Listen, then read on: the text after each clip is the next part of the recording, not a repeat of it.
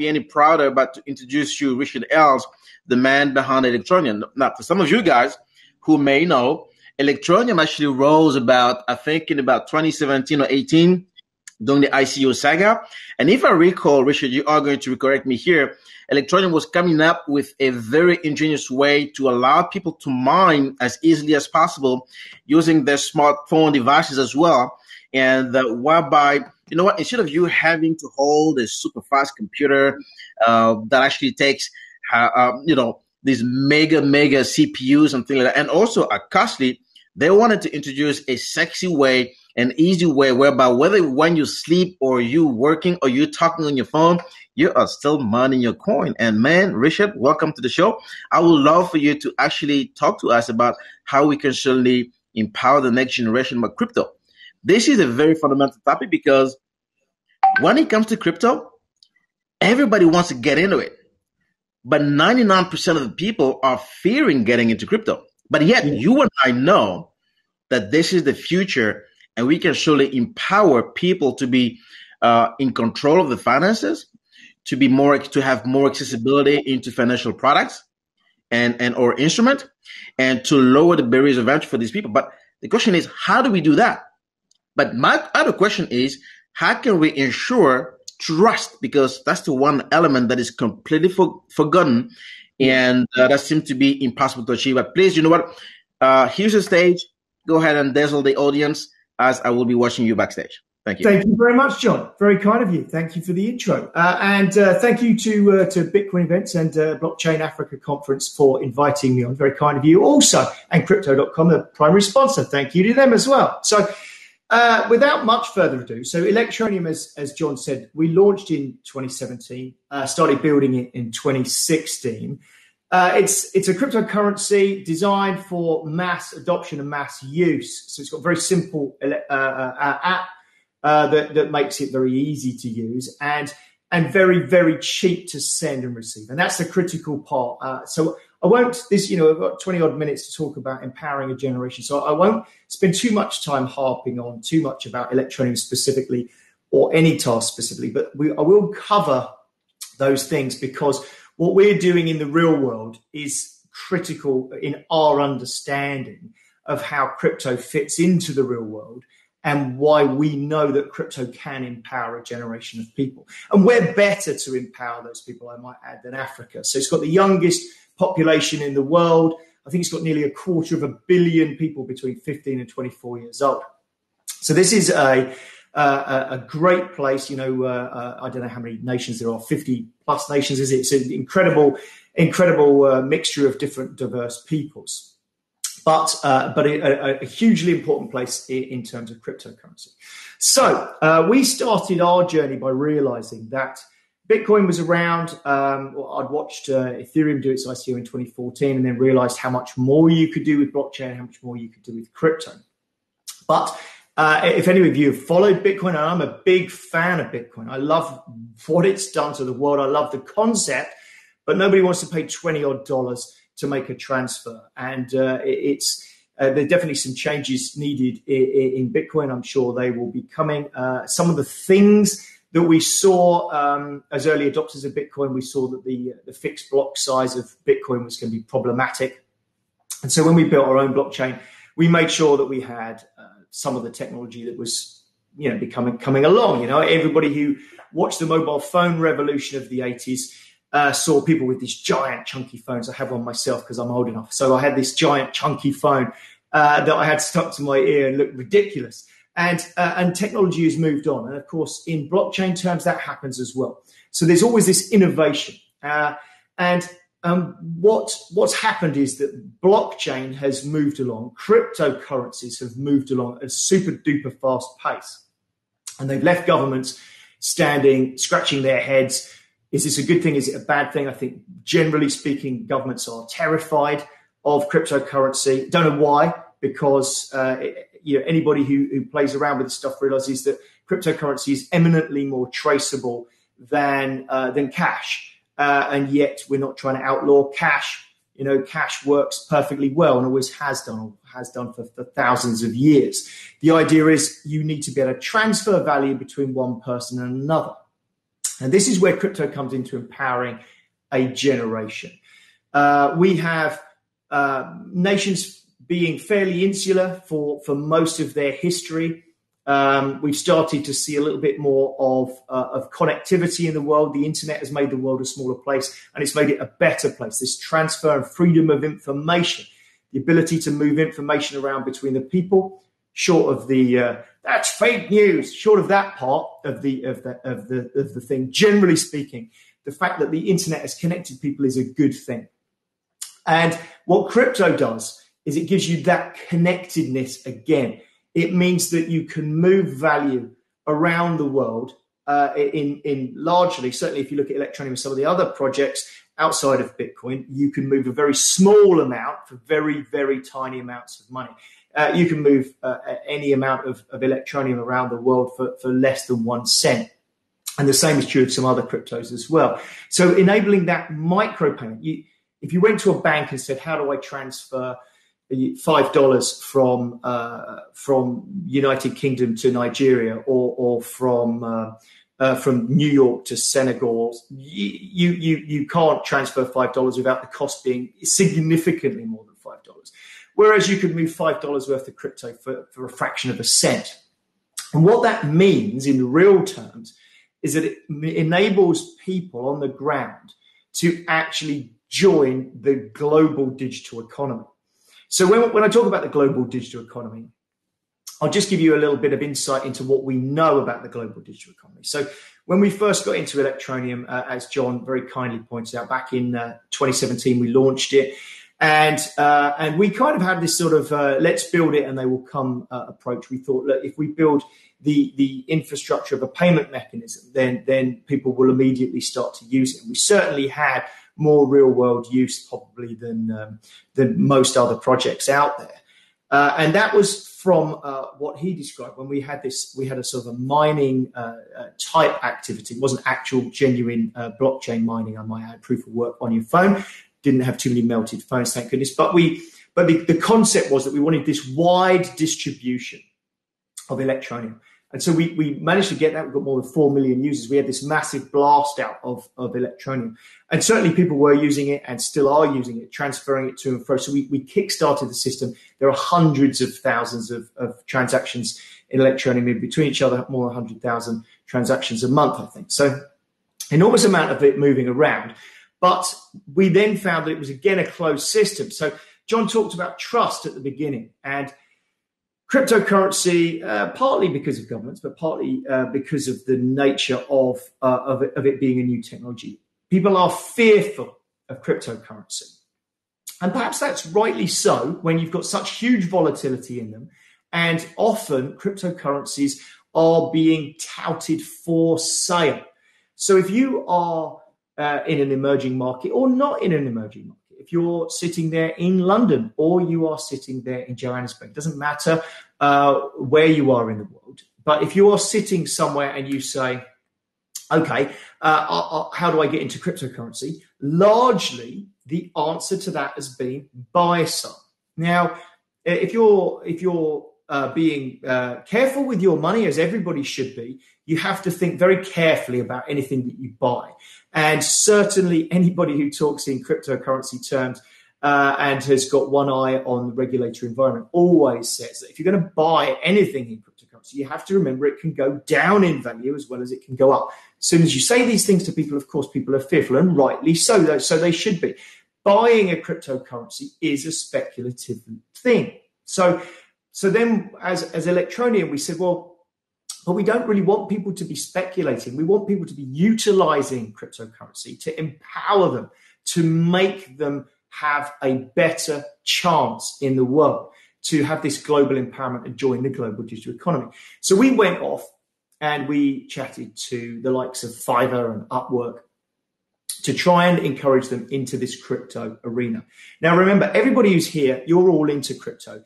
You are early to the party. You are very early in the name of crypto. So you probably don't feel like you are at the moment, but you are. So remember, I was saying about that big clunky phone. Now, I thought that was the coolest thing when I was back there. I had it glued to my head, and I thought, wow, look at this technology. only when you look back on it, does it become laughable how early that was. That was probably 1988 or something. So if you look back on something, you realize how the early adopters were. And everybody here at this conference, you're early adopters. Now, in terms of that technology, we've got a long way to go. We've got a long way to go in terms of what we can actually do with crypto and how we go with it. But in regulatory environments, it's very difficult to know what to do. So the bigger players, the big corporates, you're only just starting to see them dip a toe in the water. Probably this year, you've seen one or two names start to appear in America with people starting to say about how they're making some holdings in Bitcoin. Now, once again, this is really big companies, big corporates, really mostly talking about how they're speculating in a speculative market. So they're still not jumping in and embracing crypto for what it can be, which is this empowering tool. So what we did as a project is we said, okay, well, we're struggling to get the Upworks and the Fivers of the world to embrace crypto. Let's build one. And it was, let's just do it. The word just didn't really jump into there. It's really quite a hard project to build. But we built a platform called anytask.com. And if you go and look at it, it's been amazing. It's been a runaway success, dare I say it. So it's been really, really good. We advertise it on the TV in America to bring in buyers. And those buyers can pay with a credit card or debit card. And this is the critical part. The structure has been built of the business in a way that enables people to list on there a digital task. So it doesn't matter where they are in the world. So they can be anywhere in Africa. They can be. We've got an awful lot of sellers in Southeast Asia and Asia. Some in America, some in England. We've got some in Europe. We've got sellers from all over the world. I think it's about 30,000 tasks listed. It's about 16,000, 17,000 different sellers. So again, it's fairly early in its journey, but it's revolutionary in its journey in that what you get paid out in is Electroneum. But the Electroneum part is the less critical part. The critical part for this conversation is that cryptocurrency is being earned. It isn't being bought speculatively. So you haven't gone into a village somewhere and had to convince somebody that they should part with their fiat money that they've earned doing their job and bought some Bitcoin or bought some other token of some sort. They've actually been given a new opportunity that never existed before to trade some digital skills for some cryptocurrency that has a real world value. So we backed up the real world value of Electroneum all over the world with airtime. So we've hooked it in. You can buy airtime anywhere in the world virtually. Well, I was going to say hundreds of countries, but I'm not sure there are hundreds of countries, but more than 140 countries in the world, maybe 160 countries now. You can buy airtime and data directly with ETN from the app. So that gave ETN a real world value. This is the thing with all cryptocurrency is where you have those gateways into fiat. As long as there is a gateway into fiat for the cryptocurrency of choice, then earning that cryptocurrency is where I see this empowerment of a generation. And the young people are more entrepreneurial than ever before. The young people of the world, but especially the young people of Africa, monstrously entrepreneurial people. The spirit of entrepreneurship is incredible. And so they see the opportunity of crypto, but they don't necessarily know how to actually get into it. But when you look at the native any task will be a showcase for the world to start adopting crypto to then empower themselves. So if you're a corporate in America, and let's look at other things. I mean, with any task, there's loads of digital skills. So people using Photoshop, people doing video editing, people being artistic, people doing data entry or data scraping, all sorts of digital skills that you can do on the internet and then sell to someone anywhere in the world. But there are loads and loads of other things that we don't cover in any task, and there's a massive market for. So what do we got? So if you look at artificial intelligence, it's one of the giant buzzes of the world. It's just a massive industry.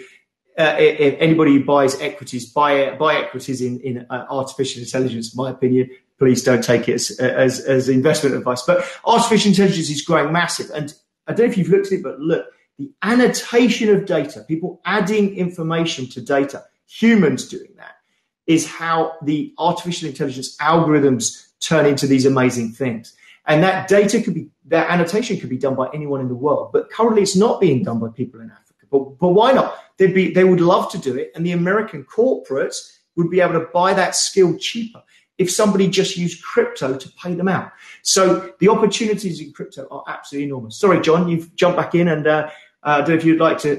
Have you jumped in to say something? I've jumped in to actually help you carry you through with a couple of questions as well. Great conversation so far. I have two questions, but I think they're pretty much the same from different people. And I think it's quite of a, I wouldn't say it's a concern, but it's people who support the Electroneum project since it was launched. But there's one critical question. It's how is Electroneum planning to reach out to this global mass adoption when it is a little harder to acquire the ETN token, for example? And what are your plans to make that really viable for the people out there? Okay. Well, like all projects, I suppose, mass adoption is this phrase that everybody likes to use, and financial inclusion is another overused expression. Sure. We started off by just handing out Electroneum to an awful lot of people through this mining process on the phone. So we got a massive distribution. And if you give something away, it's very easy to get people to use it. If you're given something for free and then have an airtime top up, of course you're going to use it. But that we saw that as that wasn't a way to get sustainable use. So the only way to get sustainable use is to create an ecosystem where you actually have money flow, but it's not money, it's cryptocurrency. So if you can get something like the money flows, when you walk into a shop and you pay them whatever currency it is, so you pay them 50 Rand, and they take that 50 Rand and they might pay out one of their suppliers with that 50 Rand, and then the supplier pays one of his suppliers with the 50 Rand, and then he puts it in the bank. And then the shop goes and they need some change for their till, they go to the bank and they take some change out. This circle goes round and round and round. Right. Or the person earns it in their job, and then they get paid it in the bank, and it goes round and round and round. So the same 1 Rand goes round and it goes round and it goes round. The same pound, the same dollar goes round and round the circle. Now, at the moment, there isn't any real cryptocurrency examples of that taking place in a really clear-cut way. There are very few people that earn Bitcoin. There are very few companies that pay out Bitcoin. And the same is true across the entire cryptocurrency ecosystem. Now, Electroneum, we've made pretty big leaps and bounds into that. We have thousands upon thousands of people who are earning or supplementing their living now in Electroneum. And largely they are holding, spending on airtime, doing other things, sending it to exchanges. They're making use of it. At which point, any task, when we top up our accounts, we have to take that fiat money that comes in. So people pay on their credit card and debit card to buy tasks. We don't go off and mint ETN. We buy it back off the exchanges. So we buy ETN off the exchanges.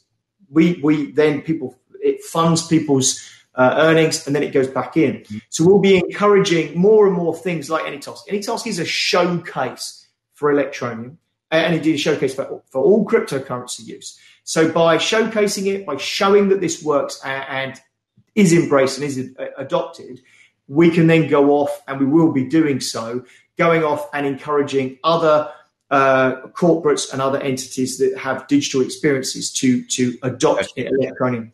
And then we get this ecosystem working. Got you. I think I'm just going to resume because we only have 1 minute. I'm going to resume exactly what you said here. And I think I like your approach, a little bit different, where so many people actually go on and flock in towards listing their token. But you've chosen that perhaps a path that is in parallel to that, without saying that you won't be necessarily listing that, but you've chosen a path whereby you want to encourage that mass adoption by providing real utility based on what people do every single day. So AnyTask is about converting our daily tasks into our daily activities into where people buy these activities, and you allowing them to earn behind the scene the ETN tokens, right? And whether they know it or not, I mean, that's your way of actually moving that particular into the ecosystem. And you went into airtime because you know that this is something that people need every single day. And especially in Africa, for example, in third world countries, the phone today, for us to use a phone, for us to use the internet, we need to buy data. We need to buy airtime. And therefore, you went in through that route to make that available to people, whether they understand how to buy the token or not, they automatically have it. And in the future, you want to live in a world where people don't realize that to jump on the ecosystem, they have to convert the fiat into digital token. They already have that for them to carry on using it and spreading it throughout the world, right? Is that correct? Yeah, and of course with crypto, you've got volatility. But if you're earning something, the volatility is far less critical to you than it is if you buy something, because you've earned something new. You've got a new exactly. Oh, one last thing I've just got to throw in. We've just gone live on TV advertising in South Africa. Went live yesterday. So on ENCA, big news channel, Sky News, lots of others. So we're in South Africa. We've got advertising in the US. We've also got in South Africa now. Very exciting. So everybody, keep your eye on Africa. It's going to be an absolute monster growth over the next decade. I'm really sure that we're going to see that. Richard, thank you very much indeed, and I look forward to engaging. Thank you very much for your time. Have a lovely day. Thanks, everybody.